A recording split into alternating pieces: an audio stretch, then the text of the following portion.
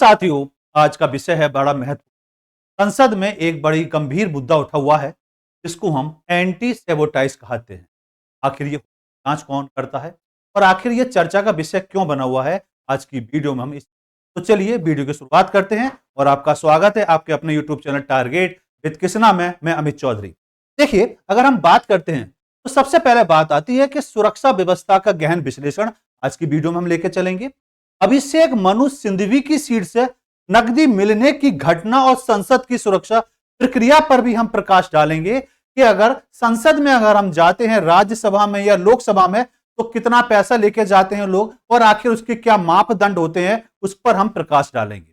दूसरा, एंटी सबोटाइज जांच की प्रक्रिया, जिम्मेदारी और घटना का विस्तृत विवरण आज की वीडियो में हम करेंगे। तो चलिए वीडियो में एंड तक जुड़े रहें ताकि बिंदु से जुड़े हुए जो भी पॉइंट हैं वो आपके सभी क्लियर हो जाएं, क्योंकि ये स्पेशल यूपीएससी के जो स्टूडेंट है उनकी विशेष तौर पर ये वीडियो उनके लिए बनाई गई है। देखिए, अगर हम बात को समझते हैं तो बात यहां पर यह उभर कर आती है कि एंटी सेबोटाइज की जांच है क्या, ये जांच क्यों की जाती है। तो यहां पर अगर हम देखें तो संसद परिसर में किसी भी संभावित खतरे जैसे विस्फोटक सामग्री, संदिग्ध वस्तुओं या सुरक्षा उल्लंघन की पहचान और रोकथाम के लिए की जाने वाली नियमित सुरक्षा जांच जो होती है, इसको इस परिभाषा के आधार पर हम समझ सकते हैं। लेकिन यह हाल फिलहाल में चर्चा का विषय क्यों बना हुआ है, क्योंकि यहां पर संदिग्ध वस्तुओं की अगर हम बात करें तो यह मुख्य तौर पर जो कुछ मनी वहां पर मिली है सीट नंबर 222 से, वो मुद्दा इस समय बना हुआ है। दूसरा, इसका उद्देश्य क्या है, विस्फोटक सामग्री, संदिग्ध वस्तुएं और सुरक्षा उल्लंघन की रोकथाम के तौर पर इसको बनाया जाता है।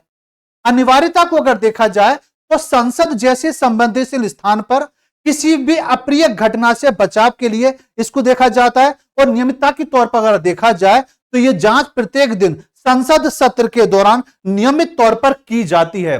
नियमित तौर पर की जाने के बावजूद भी यह घटना अगर राज्यसभा में उभरती है तो बहुत बड़ा मुद्दा आपको स्पष्ट तौर पर यहां पर सरकार के सामने और देखा जाए देश के सामने बहुत बड़ा मुद्दा यह हाल फिलहाल में बना हुआ है। दूसरी, अगर हम बात करते हैं जांच कौन करता है, तो मुद्दा इस समय उभरा हुआ है, इसकी जांच कौन करेगा, यह आपके लिए इंपॉर्टेंट है। और यह कौन करता है जरा समझते। केंद्रीय औद्योगिक सुरक्षा बल सीआईएसएफ के द्वारा इसकी जांच की जाती है। क्यों किया जाता है, इस पर जरा समझें। क्योंकि सीआईएसएफ को अगर देखें तो जितने भी इंडस्ट्रियल एरिया है, जितने भी सिक्योरिटी गार्ड तौर पर देखा जाए तो अधिकांश तौर पर आपको सीआईएसएफ ही दिखाई वहां पर देता है। क्योंकि आतंकवादी हमलों की संभावनाओं को खत्म करना, संसद की कार्रवाई में किसी भी बाधा को रोकना, संसद परिसर में मौजूद महत्वपूर्ण दस्तावेज और सदस्यों की सुरक्षा, विशेष तौर पर अगर देखा जाए तो प्रशिक्षित खोती कुत्तों और आधुनिक उपकरणों का उपयोग इस प्रक्रिया के तहत किया जाता है। और यह प्रक्रिया को प्रोसेस तौर पर देखा जाए तो कौन लेकर चलता है, सीआईएसएफ के द्वारा इसकी जांच की जाती है। तो यह आपको बिल्कुल क्लियर हो गया होगा कि इसकी जांच कौन करता है जी, इसकी जांच करता है सीआईएसएफ करता है। और किस तरीके से की जाती है यह बात आपको यहां बिल्कुल क्लियर होती है। अब बात आती है मुख्य बिंदु पर अगर हम आए तो एंटी सबोटाइज जांच में क्या होता है, कि जांच की प्रक्रिया होती क्या है, इस प्रक्रिया को अगर समझा जाए तो जांच प्रक्रिया के कुछ चरण होते हैं और चरणबद्ध तरीके से इसकी जांच की जाती है। जैसे पूरे परिसर को खाली करना, सीटों और आसपास की जगहों की गहन जांच, आधुनिक उपकरणों और खोती कुत्तों की मदद से विस्फोटक संदिग्ध वस्तुओं की पहचान मुख्य तौर पर यहां पर की जाती है, जो व्यवहारिक तौर पर देखा जाए डेली का एक शेड्यूल है ये। जबकि क्यों जांच होता है, ताजा मानवीय हस्तक्षेप, छिपाई गई वस्तुएं और असामान्य गतिविधियों को ध्यान में रखते हुए। रिपोर्टेड प्रक्रिया को देखा जाए तो संदिग्ध वस्तुएं मिलने पर वरिष्ठ अधिकारी को मूल तौर पर सूचित किया जाता है। जो सीआईएसएफ में वरिष्ठ अधिकारी होगा उसके तहत इसको सूचित किया जाता है। दूसरी, अगर हम बात देखें तो एंटी सबोटाइज जांच कब और कहां होती है, प्रॉपर तौर पर देखा जाए कि यह प्रक्रिया होती है तो कैसे होती है और कब और कहां होती है। तो समय की बात क्या हर दिन होती है, जो मैंने कहा सत्र शुरू होने से पहले यह हर दिन होती है।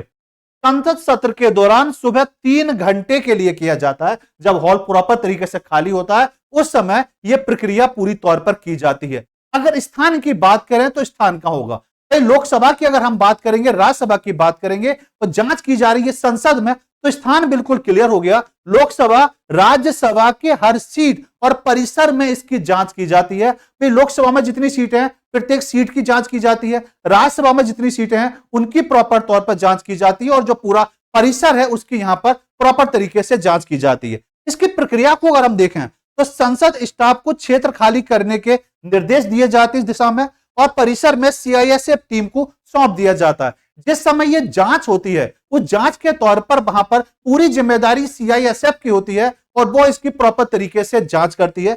गहन जांच के बाद क्षेत्र परिषद में संसद स्टाफ को सौंपा जाता है। जब जांच प्रक्रिया पूरी हो जाती है उसके बाद ही ये प्रॉपर तरीके से लोकसभा राज्यसभा के मेंबर, या कहना चाहिए संसद के जितने मेंबर हैं, उनको प्रॉपर तौर पर यह परिसर सौंप दिया जाता है। दूसरी अगर हम बात देखते हैं तो यहां पर बात, अगला पॉइंट जो निकल कर आता है, तो अभिषेक मनु सिंघवी की सीट पर नकदी कैसे मिली, ये बड़ा मुद्दा है, क्योंकि ये वरिष्ठ नेता हैं देखा जाए, और यह घटना बड़ा विवादित बिंदु बना हुआ है। तो यहां पर देखें, घटना की बात करें तो यह घटना कब की है, 5 दिसंबर को अगर देखेंगे रूटीन जांच के दौरान सीट नंबर 222, जी हां मैंने थोड़ी देर पहले वीडियो में बताया था, सीट नंबर कौन सी है, 222 से नकदी प्राप्त की गई है। अगर घोषणा की बात करें, यह घोषणा किसके द्वारा की गई कि भाई इनकी सीट के नीचे से मनी मिली है, तो बात करेंगे राज्यसभा के सभापति जगदीप धनखड़ ने सदन में इस घटना की जानकारी दी। जी हां बिल्कुल सही सुना कि राज्यसभा के जो सभापति हैं उनके द्वारा स्पष्ट किया गया कि भाई अभिषेक मनु सिंघवी की सीट से, जो सीट नंबर कौन सी है 222, वहां से अगर देखें तो वहां से कुछ घटना के तौर पर कुछ संदिग्ध बरामद की गई है।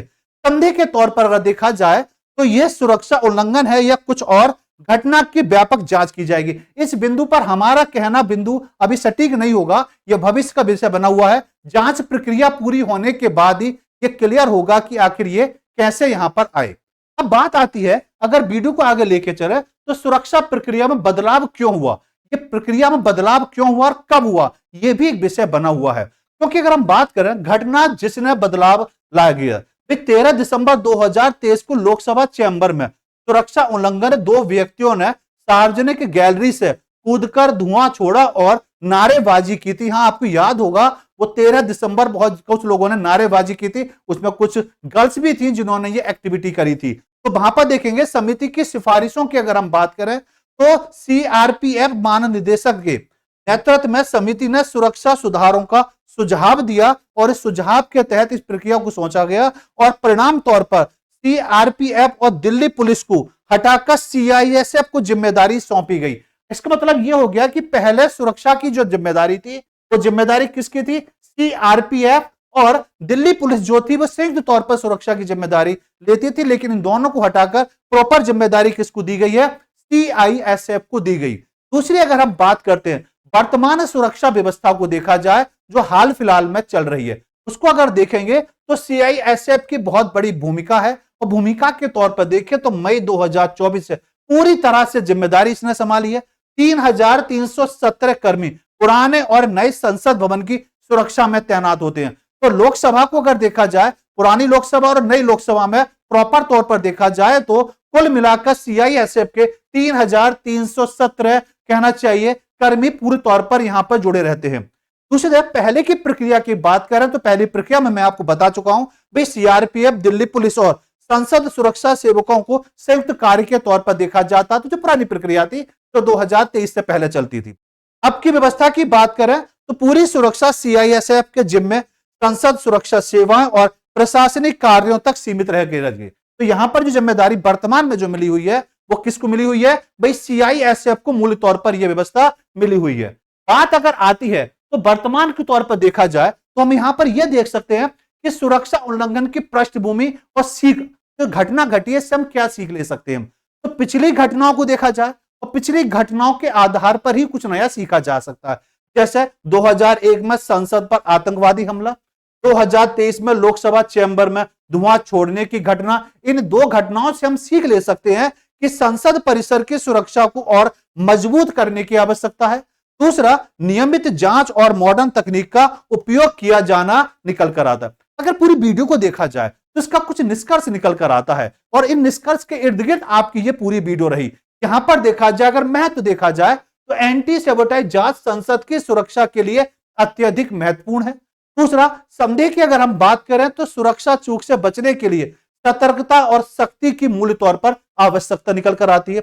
भविष्य की दिशा की बात करें जो भविष्य में बनकर आती है, तो ऐसी घटनाओं की पुनरावृत्ति रोकने के लिए सुरक्षा प्रक्रिया में सुधार की आवश्यकता है। और घटनाओं के निष्कर्ष की बात करें तो नकदी मिलने की जांच जारी, विस्तृत रिपोर्ट का इंतजार रखें। जैसी रिपोर्ट आएगी हम नई वीडियो के साथ आपके सामने आएंगे। और ये वर्तमान में देखा जाए तो बहुत बड़ा मुद्दा है कि संसद में ऐसी घटना घटित होती है। मैं आशा करता हूं कि यह जानकारी आपको बेहतर लगी होगी। वीडियो अगर बेहतर लगी हो तो वीडियो को ज्यादा से ज्यादा लाइक और शेयर करें और चैनल को सब्सक्राइब करना ना भूलें, ताकि आपको आने वाले समय पर और बेहतरीन जानकारी आपको यहां से मिलती रहे। वीडियो कैसी लगी अपने सुझाव जरूर दें, और आप किस तरह की और वीडियो चाहते हैं वो भी आप कमेंट्स में बताएं। मिलते हैं नई वीडियो में, तब तक के लिए नमस्कार।